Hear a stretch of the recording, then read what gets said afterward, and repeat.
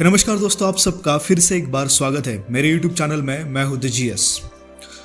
तो दोस्तों, आज हम चर्चा करेंगे श्री राधा तत्व के बारे में।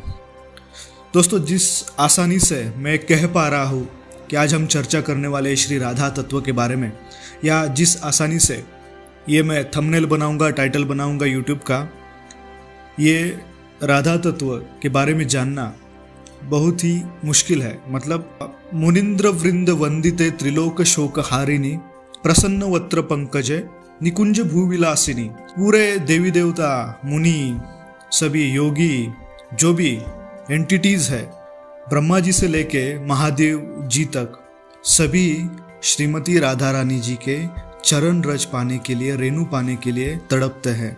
उनका दर्शन एक बार मिल जाए, इतनी उनकी आकांक्षा होती है।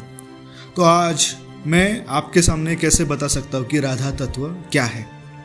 तो यह श्रीमती राधा रानी जी के चरणों में साष्टांग दंडवत करके एक छोटा सा ट्राई होगा कि श्रीमती राधा रानी जी कौन है और उनकी पोजीशन क्या है, यह हम थोड़ा जानने की कोशिश करेंगे। तो देखिए, अगर आप मेरे पिछले वीडियोस फॉलो कर रहे हैं, वहाँ पर मैंने एक्सप्लेन किया है कि जो 4 संप्रदाय हम देखते हैं, जो भी 4 संप्रदाय, श्री संप्रदाय, रुद्र, गौड़ीय संप्रदाय, जो भी 4 संप्रदाय मेन है, वह श्री हरि की उपासना करते हैं और श्री हरि की प्राप्ति, श्री हरि मतलब भगवान Shri Krishna, ultimate aim of human life. हमको भगवान श्री कृष्ण की प्राप्ति करना है, उनकी सेवा में फिर से जाना है, क्योंकि हमारा स्वरूप है जीवेर स्वरूप कृष्णेर नित्यदास। हमारा जीवन का उद्देश्य है कि हम भगवान श्री कृष्ण के दास बने। अल्टीमेटली हम दास तो थे, फिजिकल या मटेरियल वर्ल्ड में आ गए सजा भुगतने के लिए। मतलब हमने भगवान से किया विद्रोह, बाद में हम आ गए इस मटेरियल वर्ल्ड में। तो हम एक्चुअली हमें जेल में, तो हमारा स्वरूप है जीवेर स्वरूप कृष्णेर नित्यदास। तो ये जो 4 संप्रदाय है जो भगवान श्री कृष्ण की उपासना में लगे हुए हैं, देखिए, जैसे यूनिवर्सिटीज़ होती है कुछ डिग्रियां प्राप्त करने के लिए, जैसे आपको MBBS बनना है तो आपको प्रॉपर यूनिवर्सिटी में एडमिशन लेके MBBS के लिए जो भी तैयारी करना पड़ता है, जाके क्लासरूम में बैठना पड़ता है, बाद में आपको प्रैक्टिकल्स वगैरह ये सब कुछ करके एग्ज़ाम्स दे के बाद में आप MBBS कर सकते हैं। It's a process. तो स्पिरिचुअल लाइफ में जो आज लोग, बहुत सारे लोगों के प्रॉब्लम्स होते हुए बोलते हैं कि भगवान ने मेरी नहीं सुनी, मतलब जो उपवास करते हैं, भगवान के लिए जो भी कुछ प्रार्थनाएं करते हैं खुद के लाभ के लिए, और भगवान के तरफ से उनको ये नहीं मिलता, तो आपका क्वालिफिकेशन क्या है कि भगवान आपको वो चीज़ें प्रोवाइड कर दे या दे दे। तो ये लोग सोचते नहीं है। तो एक स्टैंडर्ड प्रोसीजर से आप अगर चलेंगे, अल्टीमेटली भगवान श्री कृष्ण के पास मटेरियल बेनिफिट्स के लिए जाना ही नहीं चाहिए एक्चुअली। जैसे बाकी देवी देवताओं की तरह और भगवान श्री कृष्ण के पास भी लोग मटेरियलिस्टिक बेनिफिट के लिए जाते हैं, लेकिन भगवान श्री कृष्ण पूर्ण पुरुषोत्तम भगवान है। वो आपको आध्यात्मिक ज़्यादा लाभ देंगे, भौतिक लाभों से ज़्यादा। और हमारे लाइफ का अल्टीमेट गोल भगवान श्री कृष्ण की, जैसे मैंने अभी बताया कि हम भगवान के दास हैं और हमको उनके धाम में वापस जाना है, जो कि है गोलोक वृंदावन धाम। तो भगवान श्री कृष्ण तो पूर्ण पुरुषोत्तम है। पूरे वैदिक शास्त्रों में भगवान श्री कृष्ण पूर्ण पुरुषोत्तम भगवान कैसे है बताया गया है। महाराष्ट्र से बहुत सारे लोग हमारे वीडियोस देखते हैं। मराठी में भी अभंगों में कोट्स में आता है, 18 ही पुराने हरिषि गाती। हरि मीन्स लॉर्ड कृष्णा, तो भगवान श्री कृष्ण ही हरि है। 18 जो पुराण है वो सभी हरि को ही गाते हैं। मतलब अल्टीमेटली इससे बड़ा आपको क्या प्रूफ चाहिए। ब्रह्म संहिता में भी भगवान ब्रह्मा जी बताते हैं कि ईश्वर परम कृष्ण सच्चिदानंद विग्रह अनादिरादिर गोविंद सर्व कारण कारणम। सिंपल संस्कृत है। ईश्वर परम कृष्ण, परम ईश्वर कृष्ण है, सच्चिदानंद विग्रह। ये उनके सच्चिदानंद ट्रांसेंडेंटल बॉडी के बारे में बता रहे हैं कि उनकी बॉडी जीवों की बॉडी से सुप्रीम लेवल पे है। सच्चिदानंद विग्रह मतलब वो उनका एक स्वरूप है खुद का। सच्चिदानंद विग्रह अनादिर आदि, जिनका कोई आदि या कोई भी अंत नहीं है। गोविंद, गोविंद हमको पता है भगवान श्री कृष्ण को गोविंद भी कहते हैं। अनादिरादिर गोविंद सर्व कारण कारणम, is the cause of all the causes. वह सभी रीजन्स के रीज़न है, मतलब सभी कारणों के कारण है। तो बहुत सारी जगह पे भगवान श्री कृष्ण ही पूर्ण पुरुषोत्तम भगवान ऐसे बताया गया है।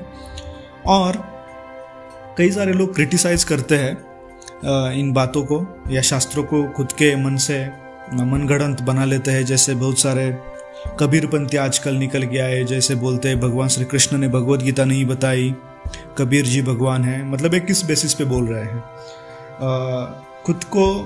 खुद के मति के, खुद के बुद्धि के हिसाब से शास्त्रों की व्याख्या करना बंद करना चाहिए हमें। जो गुरु शिष्य परंपरागत ज्ञान है वो हमको लेना चाहिए।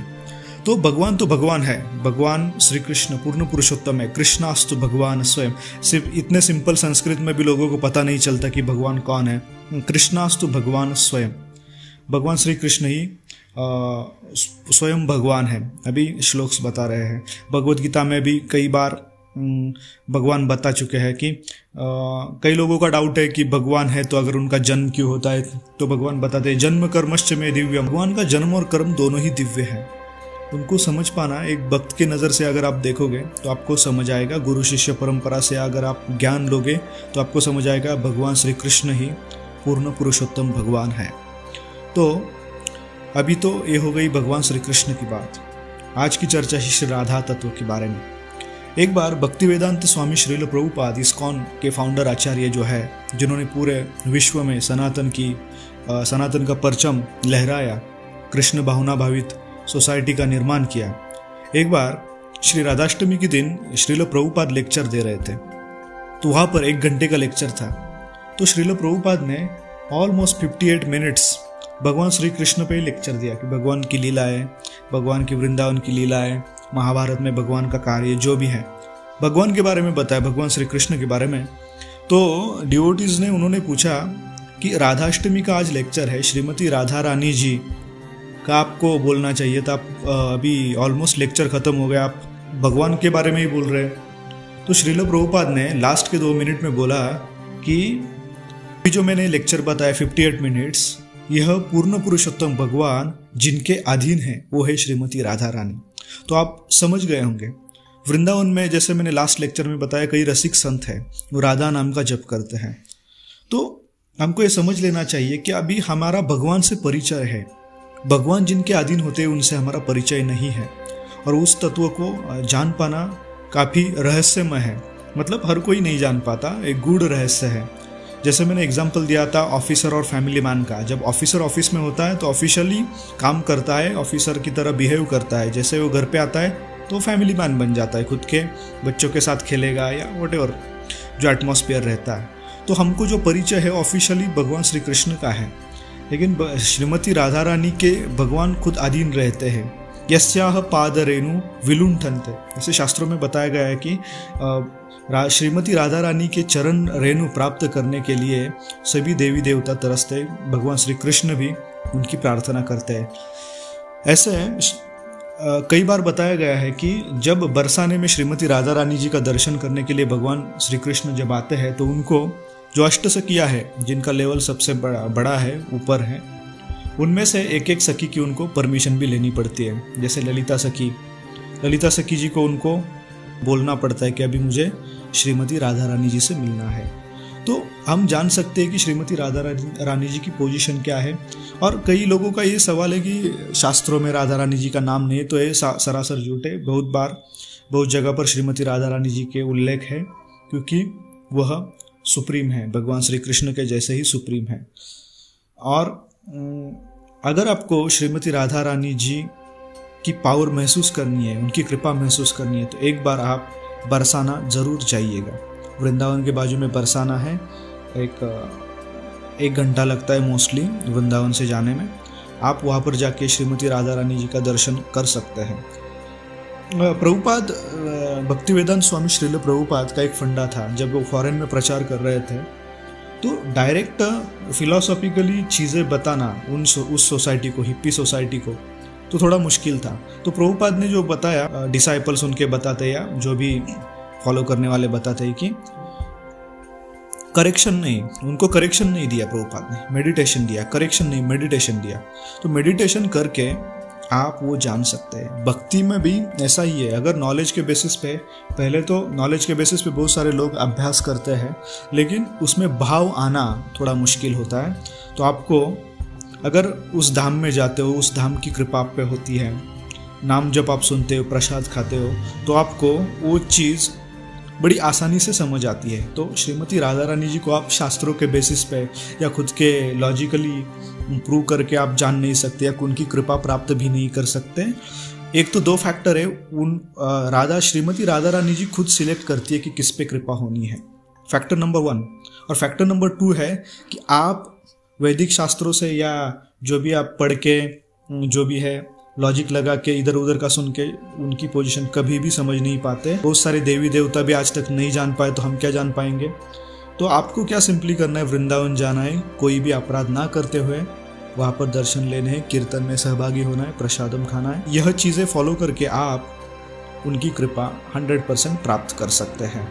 और मोस्टली वैष्णव अपराधों से हमें बचना है।